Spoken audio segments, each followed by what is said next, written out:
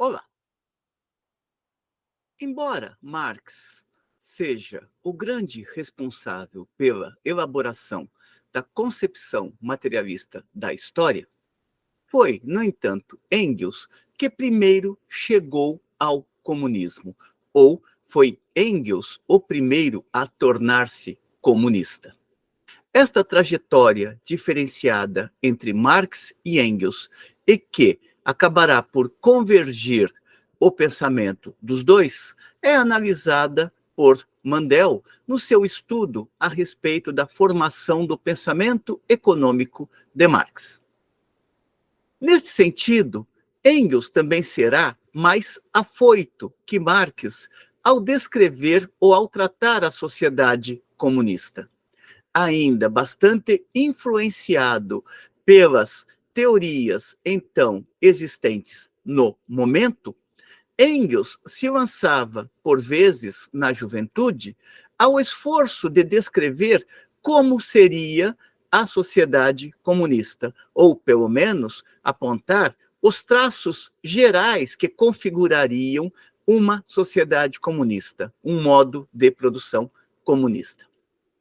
É o que acontece, por exemplo, no texto de Engels, Discursos de Elberfeld, mas também na questão número 20 do seu texto Princípios do Comunismo, que vimos discutindo em blocos ao longo das últimas 3 sessões. Hoje, nesta 4ª sessão, contemplaremos apenas a questão de número 20, dada a complexidade que a reveste. É um total de 25 questões, hoje nos limitaremos a esta questão de número 20. Qual é a questão que Engels coloca aqui? A pergunta é: quais são as consequências da abolição final da propriedade privada? Engels discutiu anteriormente que a forma assumida pela propriedade no interior da sociedade de classes é a propriedade privada, e que na sociedade capitalista, portanto, na sociedade burguesa, esta propriedade privada assume uma configuração específica no que se refere à estrutura da vida social, uma vez que a propriedade privada está ancorada na relação envolvendo o capital e o trabalho. Como Engels começa a construir a resposta a esta questão? Quais são as consequências da abolição final da propriedade privada? Aqui já podemos observar que integra o leque ou o horizonte da perspectiva comunista ou da perspectiva dada pelo modo de produção comunista, a necessária superação da propriedade privada e transformação da propriedade privada em propriedade coletiva, ou seja, uma propriedade que sirva ao usufruto do universo dos homens ou do coletivo dos homens ou da vida social na sua integralidade.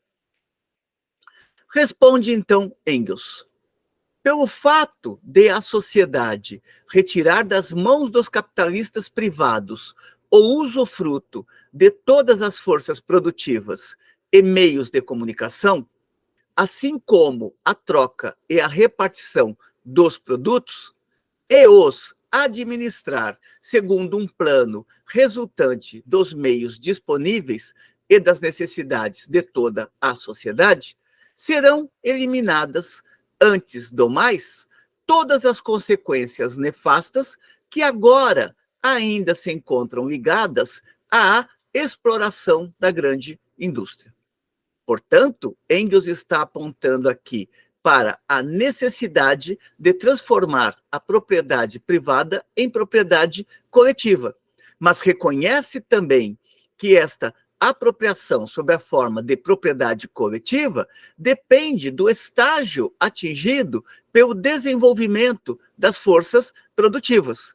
E é este estágio atingido pelo desenvolvimento das forças produtivas que vai permitir, ao mesmo tempo, a repartição dos produtos do trabalho, ou seja, vai permitir a repartição da riqueza social. Lembrando que riqueza social aqui não está compreendida em termos monetários, e sim a quantidade de valores de uso que podem ser tomados como usufruto dos coletivos humanos.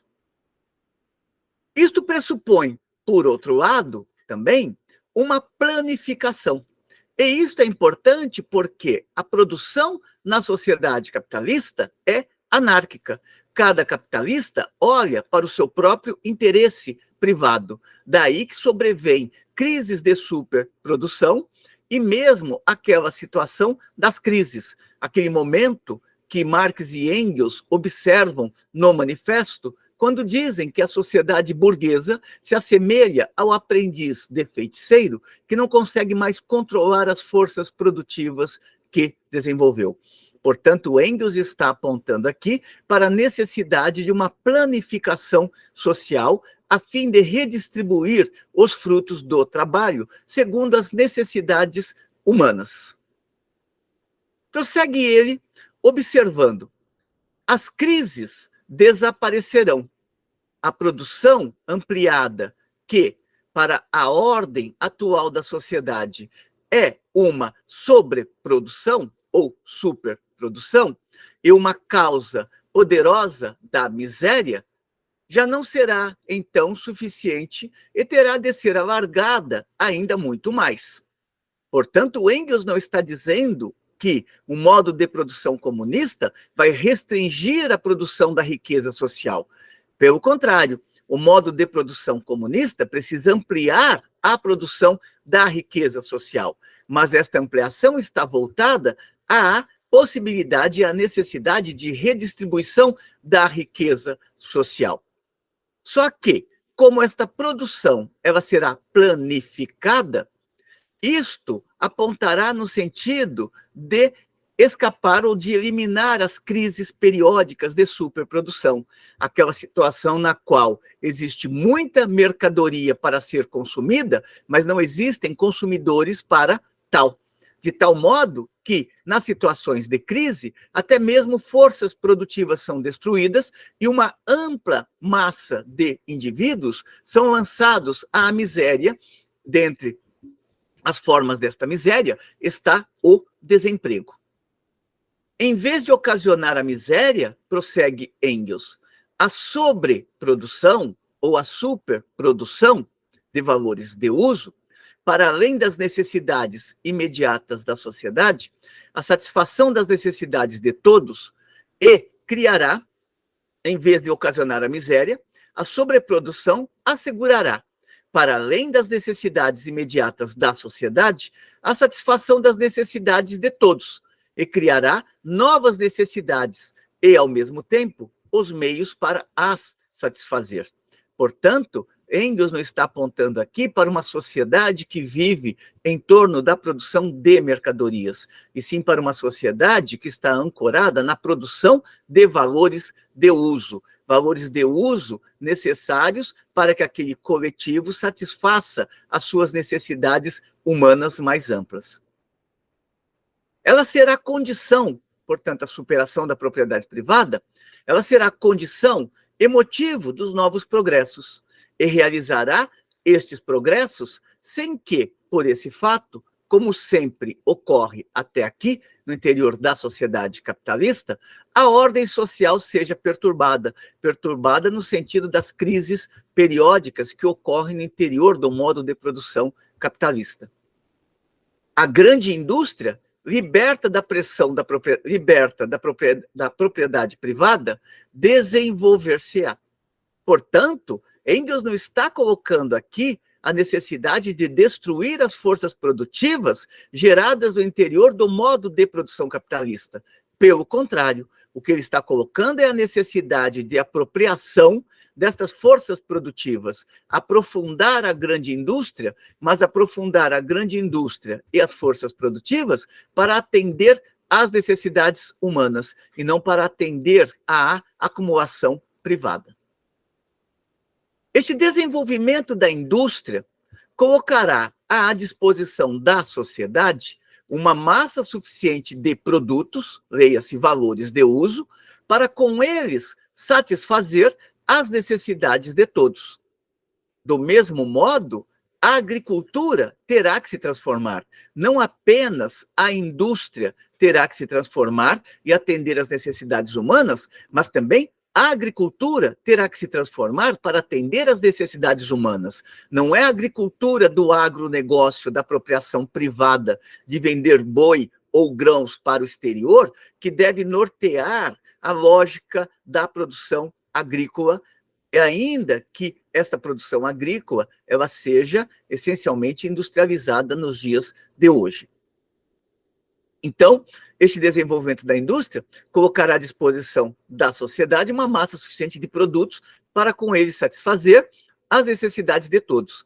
Do mesmo modo, a agricultura conhecerá um desenvolvimento novo e colocará à disposição da sociedade uma quantidade plenamente suficiente de produtos, ou seja, de valores de uso, ou seja, de bens a serem consumidos socialmente, de resultado do trabalho que será redistribuído socialmente. Desta maneira, a sociedade produzirá produtos bastantes para poder organizar de tal modo a repartição que as necessidades de todos os membros sejam satisfeitas. A separação da sociedade em diversas classes opostas, uma às outras, tornar-se-á, assim, supérflua. Se não existe separação de interesses entre a cidade e o campo, a divisão de classes envolvendo os interesses da cidade e os interesses do campo também se tornam desnecessárias, uma vez que está em pauta a organização da vida social em parâmetros coletivos e em parâmetros verdadeiramente sociais.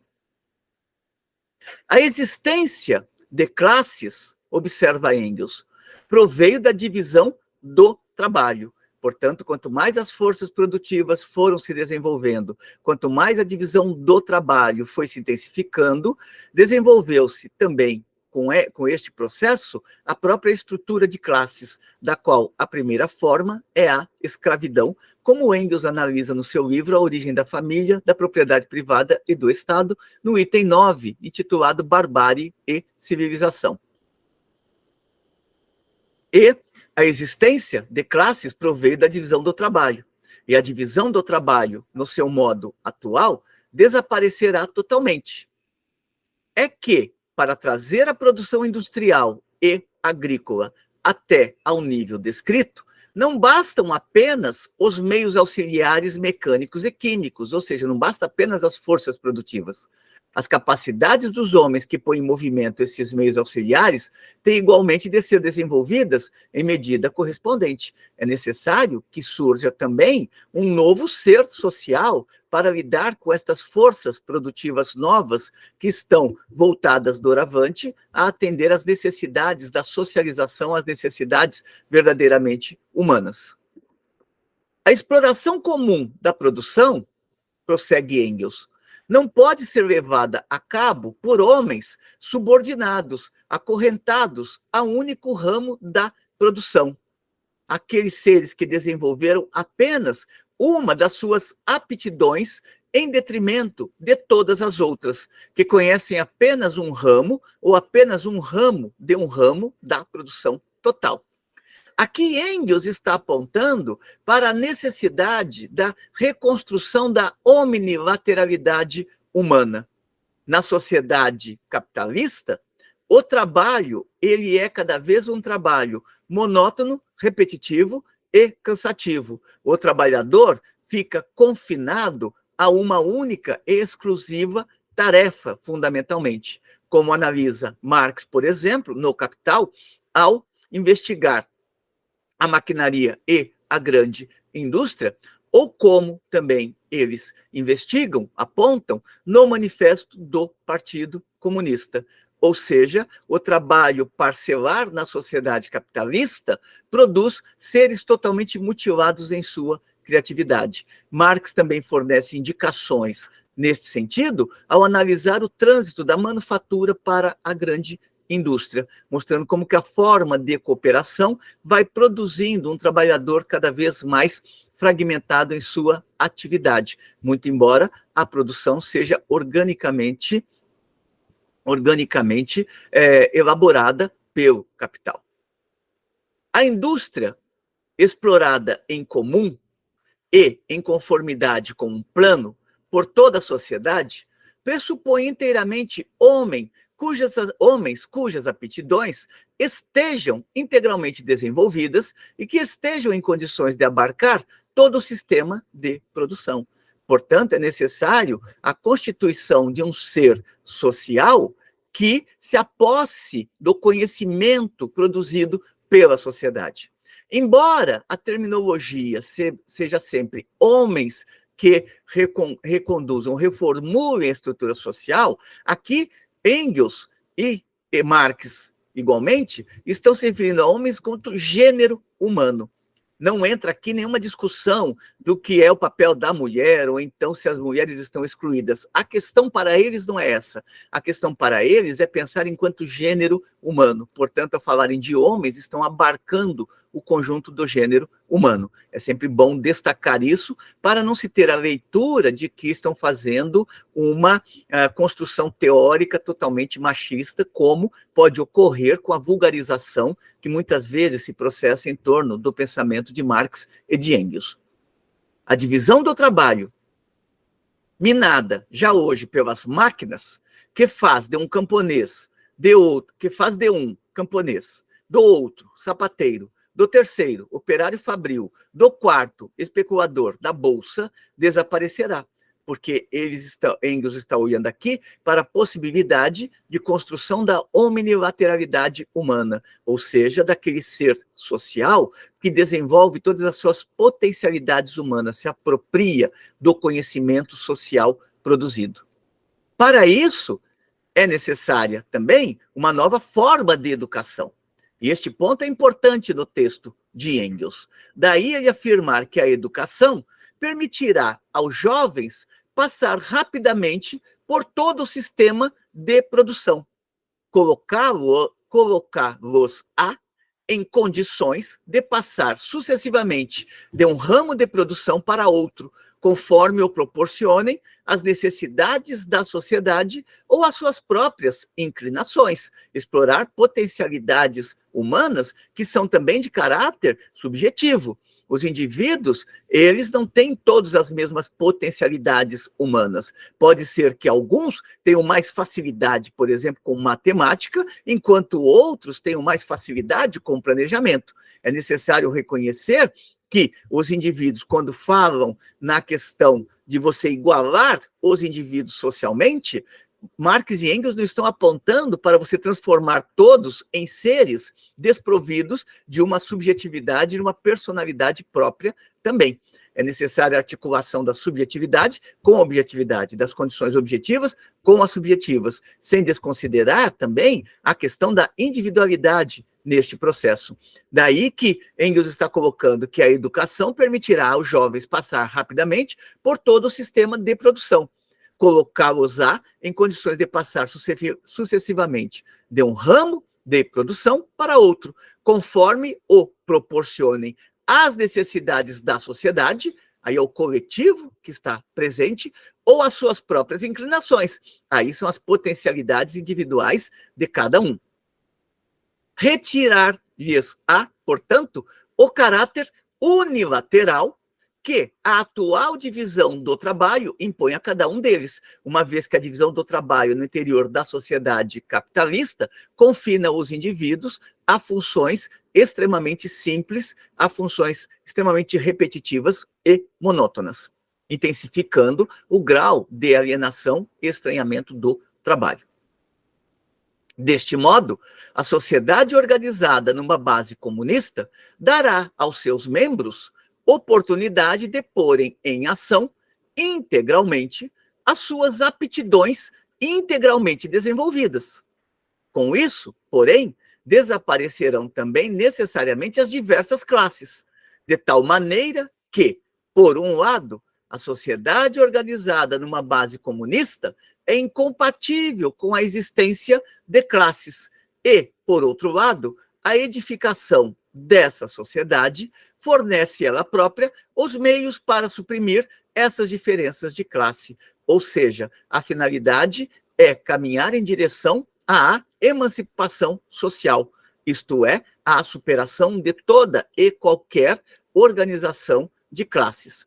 Isto vai conduzir Marx também, e Engels, a uma reflexão sobre a necessidade da superação da política, usar a política como meio, mas não como um fim, uma vez que a presença da política implicaria também a continuidade de uma estrutura social entre seres diferenciados dentro daquela referida estrutura. A oposição entre cidade e campo desaparecerá igualmente, como já acentuado em momentos anteriores por Engels. A exploração da agricultura e da indústria pelos mesmos homens, em vez de por duas classes diferentes, é já, por causas totalmente materiais, uma condição necessária da associação comunista. Ou seja, Engels está dizendo o seguinte: a sociedade capitalista já mostrou quais são os seus limites. Daí que, diante do pauperismo crescente que vai se produzindo no interior da sociedade burguesa, do modo de produção capitalista, é necessário que se reconstrua o caminho e que se aponte em direção à necessidade de instauração, através da luta de classes, do modo de produção comunista. A dispersão da população rural pelo campo, a par da concentração da população industrial nas grandes cidades, é uma situação que apenas corresponde a um estágio ainda não desenvolvido da agricultura e da indústria. Um impedimento já hoje muito sensível para todo o desenvolvimento ulterior. Ou seja, a sociedade burguesa foi importante porque desenvolveu as forças produtivas, mas é necessário dar um passo além e superar a própria sociedade burguesa e caminhar em direção ao modo de produção comunista. A associação geral de todos os membros da sociedade, conclui Engels nesta questão 20.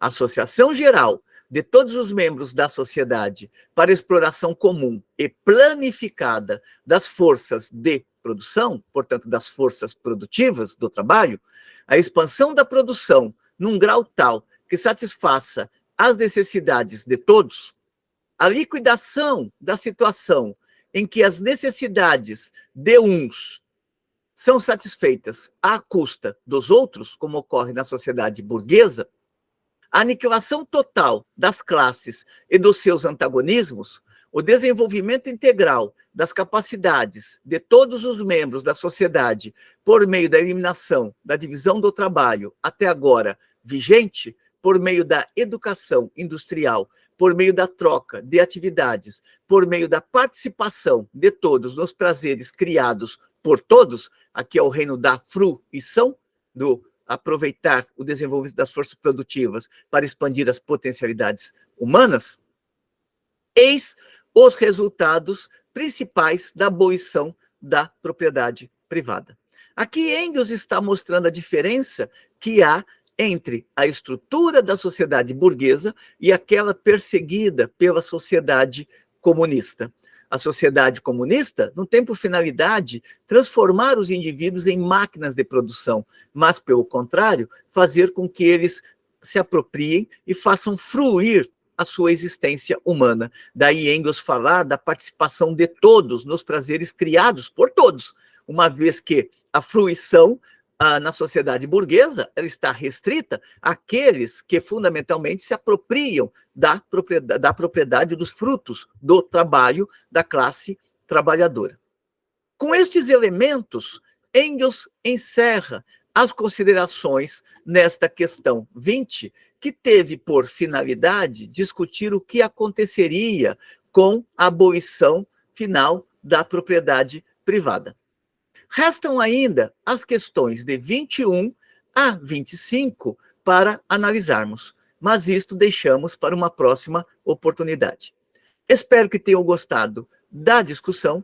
Como sempre, encaminhe suas considerações positivas ou negativas, e de nossa parte continuaremos aqui resgatando estes textos de importância para compreendermos o mundo moderno e a estrutura da sociedade capitalista em geral, dentre outros temas que temos procurado desenvolver.